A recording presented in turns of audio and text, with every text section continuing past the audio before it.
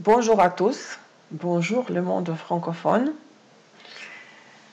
chers amis, mes chers abonnés, les clients, les passionnés de l'astrologie, bienvenue sur ma chaîne Astro Ésotérique Pro. Je suis Olga Vassilchuk, je vous parle du Costa Rica, qui est aujourd'hui pas ensoleillé. En fait, il pleut beaucoup ce dernier temps, il a plu énormément hier. Nous arrivons progressivement à la fin de la saison des pluies, à la fin de l'hiver tropical. Il a plu toute la journée, toute la nuit hier, donc ce matin, depuis très tôt, le temps qui règne dans les montagnes de la ville Escazú où j'habite, il est mystérieux, mystique. Il y a le brouillard. Je ne sais pas si c'est les nuages ou le brouillard dans les montagnes, ça fait un peu peur même, il n'y a pas beaucoup de lumière. Mais cette ambiance est inspirante. Elle est propice à la pratique de l'ésotérisme, des sciences ésotériques. Et j'espère que cette ambiance, ce temps, va m'inspirer et me permettre de travailler avec efficacité et de vous offrir, de vous transmettre l'information pertinente et très importante pour nous tous, qui concerne le mois de novembre 2020. Nous allons parler des transits majeurs, des énergies de fond, des énergies globales, des transits planétaires pour le mois de novembre 2020 et bien sûr de l'éclipse, la première éclipse de la saison de l'hiver 2020, la pleine lune et l'éclipse lunaire sur l'axe Gémeaux-Sagittaire le 30 novembre. Pour commencer, quelques petites annonces. La première annonce, l'offre spéciale Eclipse est lancée. Il s'agit de l'enregistrement vidéo d'une heure et demie qui contient l'analyse de l'impact des éclipses sur votre vie pour les 6 prochains mois jusqu'à la prochaine saison des éclipses, l'analyse des transits pour 12 mois, l'analyse des progressions secondaires pour 12 mois, les états émotionnels et une question tarot. Donc, en une heure et demie de vidéo, je vous donne maximum d'informations que je verrai avec mes yeux d'astrologue et de tarologue, vu qu'il ne s'agit pas d'une constellation interactive. Donc, une heure et demie concentrée, information concentrée, unique et pertinente pour vous. Donc, vous pouvez lire la description de cette offre sur la page principale de mon site web astroésotériquepro.com. L'offre est valable jusqu'à la fin de l'année, jusqu'au fin décembre. La chose suivante, c'est que j'ai terminé l'enregistrement du module 2 de l'école de l'astrologie natale. Le premier module, l'astrologie de la personnalité, contient 17 leçons. Le deuxième module contient 9 leçons. Donc, il y a beaucoup de manuels, la participation gratuite aux ateliers de discussion, donc Astro Salon chez le Verseau, les échanges avec moi, l'examen de certification. Le matériel est unique, concentré, sous format des audios enregistrés, la vase des brochures de présentation, le livre La planète et leur sens ésotérique, disponible dans le format numérique et gratuit pour les élèves du premier module. Canal Telegram, canal Instagram, Astro Ésotérique Pro, où je fais le taroscope pour tous les signes pour la nouvelle lune et la pleine lune 2 fois par mois en direct, et je publie ensuite ces vidéos sur YouTube. Donc sur mon site web astroésotériquepro.com, vous avez l'agenda des événements où vous trouverez la liste des événements à venir, qu'il s'agisse des lives, des diffusions en direct, les taroscopes sur Instagram, les lives sur YouTube, questions astro-tarot, questions-réponses astro-tarot, les ateliers, etc. Donc, visitez mon site web qui contient aussi la liste des services que j'offre en astrologie et tarot avec les tarifs. Je pense que c'est tout. Ceux qui me connaissent, ils savent tout ça, mais je sais qu'il y a chaque fois de nouvelles personnes qui découvrent mon profil, ma chaîne, mon site web. Oui, je suis russe, je ne suis pas francophone, mais j'adore tout ce qui relève de la langue française. Donc, bienvenue dans mon univers. Et puis, c'est parti. Nous allons parler du mois de novembre, mes amis.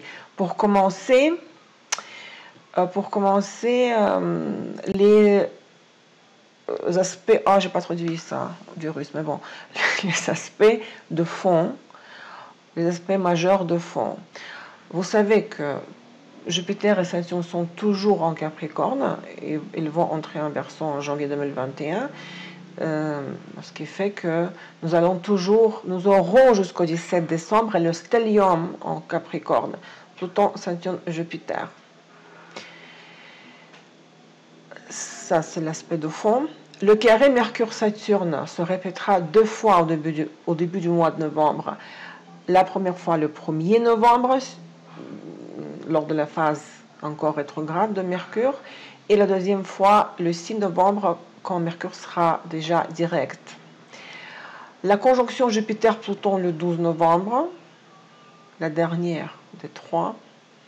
La conjonction entre les planètes sociales et supérieures, Jupiter et Pluton, donc marque un certain seuil, ce point très stratégique dans la dynamique des tendances sociales. Hein. Vous le ressentez déjà, n'est-ce pas, en Europe, en Amérique du Nord. Chez nous, le 1er novembre, hier, Costa Rica a ouvert les frontières au monde entier. On n'a pas de confinement. Il y a des restrictions, le port des masques, etc. Et je pense qu'il n'y a pas d'école, mais tout est ouvert. Bon, un peu plus tard à ce sujet, le Soleil sera en sextile avec Jupiter, Pluton, Saturne, qui sont en conjonction, du 9 au 21 novembre. Ça, c'est les aspects de fond. L'opposition Mercure-Uranus sera exacte le 17 novembre. On va la ressentir entre le 13 et le 20 novembre. L'opposition de Vénus et Uranus sera exacte le 27 novembre. Nous la ressentirons entre le 24 novembre et le 1er décembre. Mercure en trigone avec Neptune le 24 novembre. L'effet se répand sur la période entre le 21 et le 26 novembre. Pourquoi ce sont les aspects de fond? Parce qu'il s'agit avant tout des aspects entre les planètes sociales et supérieures. Entre elles créent ces énergies de fond.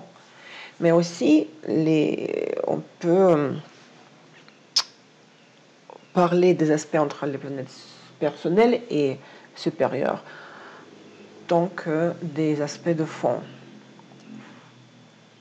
Mercure opposition Uranus, Vénus opposition Uranus, Mercure trigone Neptune, Soleil trigone Neptune, etc. Le plus important, ce sont bien sûr les transits personnels. Regardez les degrés des planètes en transit. Même s'ils forment les aspects tendus entre elles, et alors, ce qui compte, ce qui est plus important pour vous, c'est de savoir est-ce que les planètes en transit affectent, touchent, surtout par les conjonctions, hein, surtout par les conjonctions. Mais bon, les oppositions et les carrés de planètes supérieures et sociales envers vos planètes personnelles sont les aspects importants pour vous aussi, mais surtout les conjonctions. Donc, cherchez les degrés des planètes en transit. Donc, si vous n'avez, si la position Vénus-Uranus ne vous concerne pas d'aucune façon, vous n'allez pas ressentir cet aspect du tout, hein, d'accord? Ce qui compte, c'est les transits personnels que nous rajoutons au transit des progressions, aux aspects des progressions secondaires qui s'appliquent avant tout, en premier lieu, sur la couche événementielle, donc créée par les aspects dans les techniques symboliques, l'arc solaire ou les directions primaires. Ça, c'est le futur cours de l'astrologie prédictive que je vais enregistrer, commencer à enregistrer les prédictions. Hein. Après le 3e module que je vais lancer en janvier. Le 3e module de l'astrologie natale. Les prédictions. C'est ce que je vais enseigner aussi. Hein. Les 5 méthodes de prédiction. Oui, le 28 novembre, Neptune devient direct dans 1809 de Poisson. Ici, pareil. Il n'y a aucune psychologie ici. En ce qui concerne les transits et les phases rétro et directes des planètes sociales et supérieures, vous devez regarder avant tout la maison dans votre thème dans laquelle Neptune, dans cet exemple-là, reprend le mouvement direct. Par quelle maison de votre thème Neptune est passé dans son mouvement rétrograde? Et lier ces deux maisons. Lesquelles? Les deux maisons. La maison de la position de Neptune dans le thème natal et la maison du transit de Neptune. Mais ça, c'est déjà le sujet des prédictions, ou c'est ce que je explique, c'est ce que j'interprète dans les consultations, bien sûr, payantes. Parce que chaque cas est vraiment unique, personnel, et j'adore interpréter, faire les prédictions personnelles qui se basent sur la date, le lieu de naissance et la minute de naissance, rectifiée par, de préférence, moi, par un astrologue. D'accord? Mes amis, le mois de novembre, hein, nous rapproche déjà des fêtes de la fin d'année chez moi. Vous voyez l'ambiance. J'ai craqué, je n'ai pas pu tenir plus longtemps. Déjà, le palmier est décoré. Le vélan tropical. Le mois de novembre, mes amis, est une période de transition de toute l'année. Hein. Et entre autres, parce que nous sommes entrés dans la saison des éclipses, qui commence en principe la saison. Hein. Pas le corridor. Le corridor, c'est la période de 2 semaines entre les 2 éclipses. La saison, c'est déjà 1 mois avant la première, l'éclipse des 2, parfois des 3, et aussi 1 mois après la dernière éclipse de la saison. La pleine lune du 31 octobre a ouvert la saison des éclipses. La première moitié du mois est différente de la deuxième moitié du mois. Pourquoi? Mercure et Mars reprennent leur mouvement direct avant le 15. Bonne nouvelle, hein? Mercure le 3, aujourd'hui, demain. Mercure est stationnaire en ce moment. Mars, le 14 novembre, devient direct. Donc, les 2 planètes qui, dans leur phase rétrograde, ont conduit à des collisions militaires qui ont provoqué des problèmes sociaux, etc. Mais c'est presque terminé. Donc, regardez, le 3 novembre, hein, aujourd'hui, demain, Mercure devient direct dans 25-55 de Balance, en étant en même temps en carré avec Saturne qui était exact le 1er ou le 2 novembre. Ce qui peut donner l'effet d'une double inhibition. J'ai choisi correctement le mot. Depuis quelque temps, je cherche les synonymes, vous savez, j'en ai marre d'utiliser tout le temps les mêmes mots. Je cherche sur Internet les synonymes du mot que je veux employer. J'espère que je fais la bonne traduction. Hein? Donc, la double inhibition, les retards, des empêchements, des obstacles liés à la phase statique de Mercure, qui est pour moi encore pire que la phase rétrograde, parce que tout est gelé, tout s'arrête. Pendant Mercure rétrograde, tout fonctionne, mais à l'envers. La phase statique, tout est congelé. Donc, la phase statique de Mercure, les obstacles, les empêchements, les retards durant la phase statique de Mercure seront renforcés, accentués par les 2 carrés avec Saturne, le 1er et le 6 novembre. Donc, au cours de la première semaine du mois de novembre, nous devrons nous soumettre à des restrictions sociales, nouvelles ou supplémentaires, à des mesures de quarantaine liées à la pandémie du virus. Donc, soyez prêts, mentalement, psychologiquement. On ne peut pas annuler les phases rétro directes des planètes et leurs aspects. Il faut passer par là. Si quelque part ça pourrait être pour vous une consolation, parce que vous vivez en ce moment, ce que j'ai entendu en France, au Québec aussi, les nouvelles restrictions, les lockdowns, le reconfinement, si ça vous console, utilisez mon explication pour surmonter avec sérénité et la patience cette période, parce que pour moi, ça sera bientôt fini. Hein?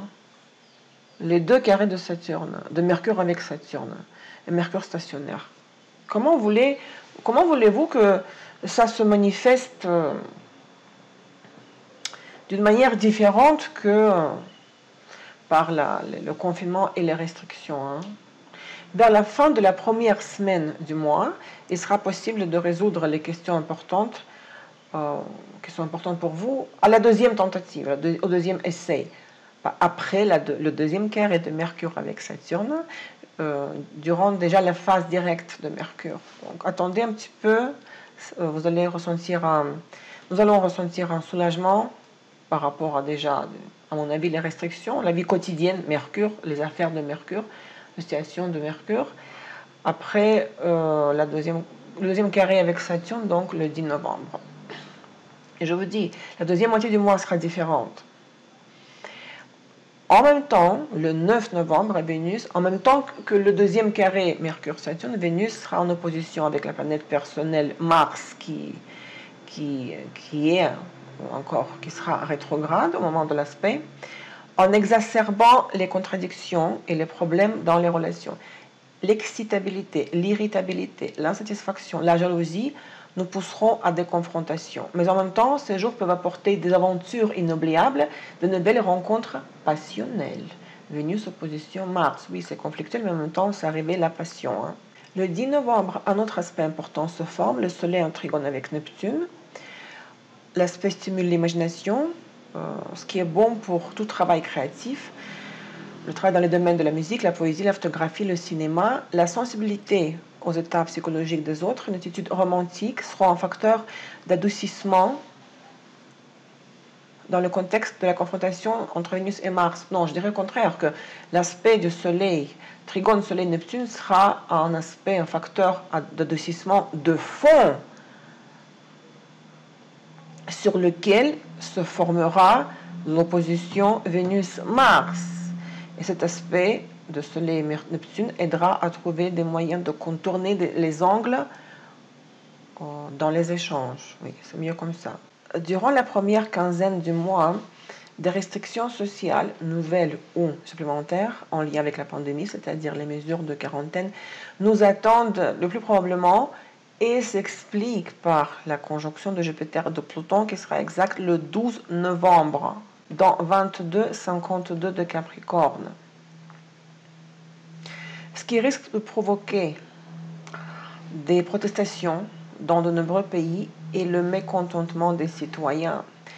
Je vous rappelle que les deux premières conjonctions de ces planètes ont eu lieu le 5 avril et le 30 juin.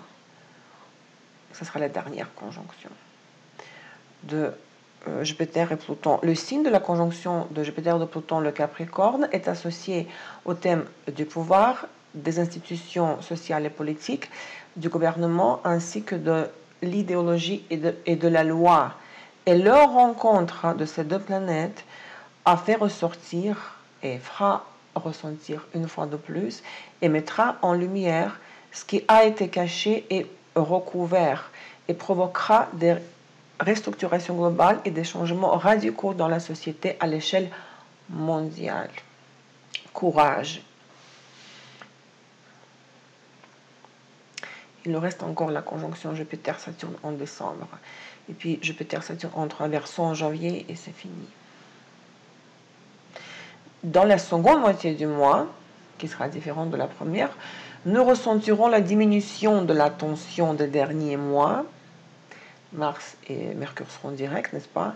La conjonction de Jupiter et Pluton sera derrière, mais les contradictions accumulées nécessiteront la prise de décisions vitales et c'est l'énergie des éclipses déjà proches qui nous y incitera. Encore 2 mots sur Mars. Mars, dans sa phase stationnaire, lors de la transition vers le mouvement direct, sera suspendu pendant un moment dans 15 degrés de Bélier. Il sera direct, je vous ai dit, le 14, n'est-ce pas, novembre. Sa phase stationnaire, donnant l'effet du gel, aggravera la pression, l'agressivité, la résistance, les protestations. Mais la fin de la phase rétrograde de Mars, dans 15-14 de Bélier, coïncide avec la nouvelle lune en Scorpion du 15 novembre. La nouvelle lune qui donne l'espoir et aussi des opportunités, pas seulement l'espoir, des opportunités de changement positif et garantit une charge énergétique à tout le mois lunaire à venir. Et son point culminant sera l'éclipse lunaire du 30 novembre. Donc, ce que je pourrais vous dire avec certitude, c'est que vous pouvez démarrer avec audace de nouveaux projets dans la seconde quinzaine du mois de novembre. Car Mercure et Mars seront directs, la conjonction Jupiter-Pluton sera derrière, sera exact le 12, la nouvelle lune du 15 sera aussi derrière. Il faut attendre quand même la nouvelle lune. Hein. Il ne faut pas commencer les nouvelles entreprises, les nouveaux projets. Il ne faut pas lancer le nouveau projet le jour de la nouvelle lune. Il faut attendre le deuxième jour du mois lunaire. Donc, allez-y, foncez, agissez après le 16. Mais à l'approche du jour de l'éclipse, du 30 novembre, mais nous avons encore 2 semaines hein, entre-temps, sur l'axe Gémeaux-Sagittaire, il est impératif de filtrer les informations entrantes qui contiendront des instructions très importantes et pertinentes et précieuses pour nous, les instructions sur la façon de naviguer correctement dans les circonstances ainsi que sur la meilleure façon d'agir. La nouvelle lune, le 15 novembre, dans 23-18 de Scorpion, 8h07 du matin Moscou, minuit 07 Montréal, 6h07 du matin Paris, peut être comparé à une bouffée d'air frais après de longues phases rétrogrades des planètes rapides. Et le point de la nouvelle lune sera en sextile avec la conjonction de Jupiter et de Pluton. Le jour de la nouvelle lune, Vénus sera en même temps en carré avec Jupiter et avec Pluton, en formant l'aspect exact avec Pluton. Le carré Vénus-Pluton sera exact. Mercure sera en opposition avec Uranus. Convergente, c'est bon le terme, il est bon. L'aspect sera exact un peu plus tard, donc il est en train de se former, cette opposition Mercure-Uranus. Donc d'une part, les aspects de fond de cette phase lunaire sont tendus, hein, mais ils sont plutôt contradictoires, parce que la nouvelle lune du 15 novembre offre néanmoins des opportunités de changement favorables qui doivent impérativement être saisies. Ces opportunités sont là grâce à l'aspect harmonieux, le sextile, du point de la nouvelle lune à Jupiter et à Pluton. Cet aspect contient le potentiel de la force nécessaire pour mener à bien les tâches difficiles lorsque vous devez faire beaucoup d'efforts, voire un effort inhumain. Pluton donne cette force, cette puissance. Plusieurs d'entre nous reconsidéreront ces relations avec les finances, ses attitudes envers les finances, c'est la même chose, la façon dont nous gérons les fonds et les biens communs, et envisageront de nouvelles opportunités d'investissement. Les sujets du Scorpion, du signe de la nouvelle lune. Mais ce qui est de nouveau le plus important pour vous, c'est la maison dans laquelle se projette le point de la nouvelle lune. Dans ce domaine de la vie, vous pourrez vivre le renouveau des situations, vous pouvez faire de nouveaux projets, visualiser une nouvelle réalité dans ce domaine de la vie. 2 semaines avant la pleine lune et l'éclipse du 30 novembre, la vieille porte se ferme. Nous disons adieu à des scénarios dans le domaine de la maison du thème personnel qui reçoit la projection de la nouvelle lune. Et nous nous préparons à l'annulation, à la réinitialisation des anciens programmes de vie. Dans une atmosphère du chaos primaire du point de vue énergétique, au moment des éclipses, nous serons en mesure de repartir à zéro, de créer une nouvelle réalité, de nous renouveler. C'est exactement dans ce but que la Providence met à notre disposition les saisons des éclipses tous les 6 mois. Immédiatement après la nouvelle lune, le 17 novembre, Mercure sera en opposition avec Uranus. C'est la 3e et la dernière confrontation entre Mercure et Uranus dans ce cycle de Mercure. Les 2 premières oppositions ont eu lieu le 7 et le 20 octobre.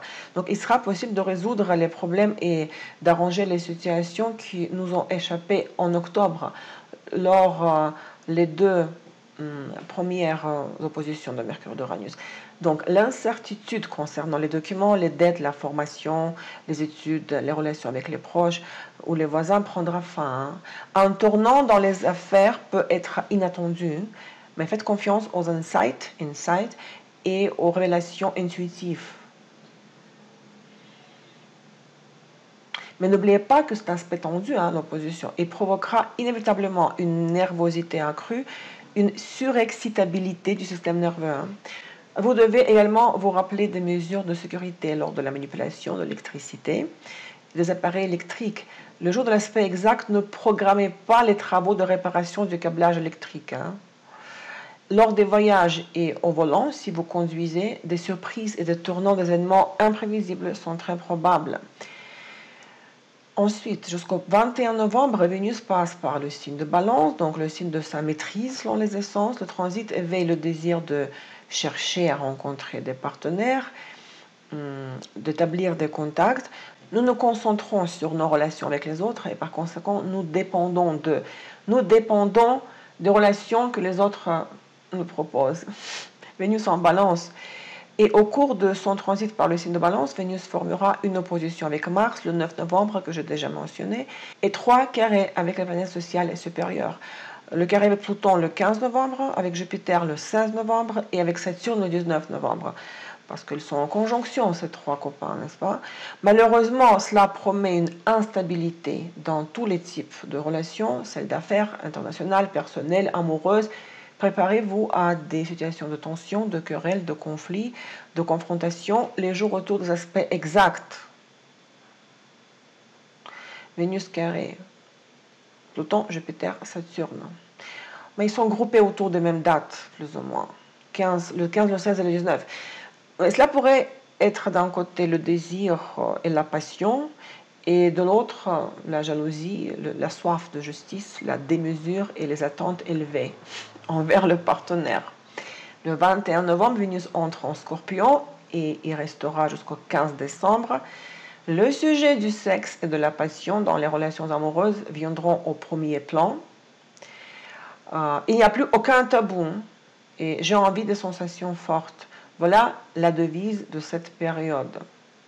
Les jours du 18 au 26 novembre correspondent à la période la plus productive du mois. Il y aura un changement d'énergie, des énergies, le changement des énergies plutôt.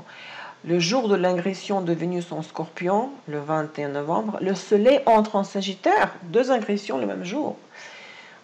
Donc, cher Sagittaire, joyeux anniversaire, mais je vous le dirai encore en décembre, bien sûr. En plus de cela, en plus de 2 ingressions, Mercure sera en trigone avec Neptune le 24. Notre imagination augmentera, la sensibilité psychologique s'éveillera jusqu'à la clairvoyance. Il nous sera facile de comprendre les motivations des autres, de leurs actions, de leurs comportements, et facile de voir les raisons profondes et cachées des événements se produisant à la surface. Le jour autour de l'aspect exact de Mercure trigone Neptune du 24 novembre, il est bon d'avoir une conversation à cœur ouvert, de faire une déclaration d'amour, de se consacrer au travail de charité, de suivre un cours de méditation ou de psychothérapie, d'apprendre la musique ou la photographie. 3 jours avant la pleine lune et l'éclipse lunaire, donc le 27 novembre, Vénus s'oppose à Uranus. L'énergie de cet aspect est toujours le radicalisme, le maximalisme dans les relations personnelles. La tension extrême et l'altercation des positions et des opinions affecteront à la fois les affaires personnelles et les questions financières, parce que c'est le symbolisme de Vénus. Il y a un très grand risque de brisure des accords et de rupture des relations. Une soif du changement ici et maintenant va bouillonner en nous, ce qui pourrait justement se produire, le changement, mais dans le contexte des forces majeures, des mauvaises nouvelles, des tournements brusques au virage, des tournants brusques au virage. Tout cela donnerait naissance à des drames émotionnels. Comme on le dit, vous savez, les personnes sensibles s'abstenir, s'éloigner de la télé. Mais si vous avez envie d'aventure, d'intrigue, de passion, d'expériences excitantes au pluriel, surtout, excitantes et originales, alors bienvenue à Hollywood. Welcome to Hollywood. Bien que tout ce qui se passera ressemblera plus à la lutte qu'à l'interaction. Et voilà, nous arrivons à la fin du mois. Le 30 novembre, la pleine lune et l'éclipse lunaire dans 8,38 de Gémeaux Sagittaire. La Lune sera dans 8,38 de Gémeaux, le Soleil dans 8,38 de Sagittaire, en conjonction avec l'axe de nœud lunaire, la Lune qui vivra l'éclipse, sera en conjonction avec Rahu, le nœud nord en Gémeaux. Midi 29 à Moscou, 4h29 du matin Montréal, 10h29 du matin Paris. Mes amis, avant tout, il s'agit de la pleine lune, techniquement parlant, d'accord? L'opposition des luminaires. Donc, les conflits qui se sont accumulés dans les relations entreront dans la phase de manifestation maximale. Les situations qui sont nées, qui ont vu le jour au moment de la nouvelle lune il y a 2 semaines, atteindront leur apogée et vous aurez une vision du véritable état des choses. Tout vous poussera à prendre une décision ou à prendre des décisions, à choisir entre 2 sphères de vie opposées, correspondant aux maisons de votre thème, dans lesquelles l'axe de la pleine lune et de l'éclipse se projettera. Mais une éclipse est une pleine lune en conjonction avec les points fictifs, les nœuds lunaires, en conjonction avec l'axe des nœuds lunaires. Donc, ce sont les points fictifs, ce ne sont pas les nœuds lunaires, les corps célestes réels. Notre vision et notre perception de la réalité peuvent être déformées, accompagné des états émotionnels pas tout à fait adéquats et cohérents. Cela peut être de l'anxiété, de la panique, du désespoir, surtout si le point de l'éclipse touche vos luminaires. Regardez, si vous avez le soleil ou la lune, ou les deux parfois, dans les degrés de Gémeaux, de Sagittaire, où se projettera l'éclipse, dans l'orbe de 3 degrés. Moi, je travaille avec l'orbe de 3 degrés, en ce qui concerne la conjonction de tous les points fictifs, que ce soit le nœud lunaire ou l'élite, la lune noire ou Solène à la lune blanche. Conjonction, les points fictifs et les planètes personnelles, j'admets pour ce genre de conjonction l'orbe de 3 degrés. Donc 8,38 plus ou moins 3 degrés. Gémeaux Sagittaire. Par conséquent, il est extrêmement important de ne pas succomber aux provocations, de ne pas prendre de décisions sous le poids de la pression de la manipulation. Attendez que l'incandescence et l'effervescence passent. Maîtrisez l'irritation. Retenez-vous afin de ne pas être traîné dans les règlements de compte. Pensez à la sérénité et à votre tranquillité d'esprit, à votre équilibre mental. Ne faites pas la fixation sur ce que vous voyez autour de vous et surtout sur les informations que vous recevrez. Toutes les décisions importantes à grande échelle, c'est-à-dire mariage, divorce, achat de l'immobilier, investissement, devraient être reportées pour la période après les éclipses, car les conséquences des actes, de vos actions, de vos actes et la conséquence des choix faits pendant les éclipses seront très difficiles à changer, à corriger. Il sera carrément impossible de faire la marche arrière si vous vous brouillez avec quelqu'un, si vous décidez de rompre la relation avec quelqu'un. Elle sera rompue pour toujours. Vous ne pourrez jamais vous réconcilier. L'aspect harmonieux de Mercure avec Saturne, le sextile, sera très encourageant. Il devient exact le jour de l'éclipse. Il aidera à nous servir de la logique et à discipliner les émotions. La dernière chose que j'aimerais dire ici, c'est que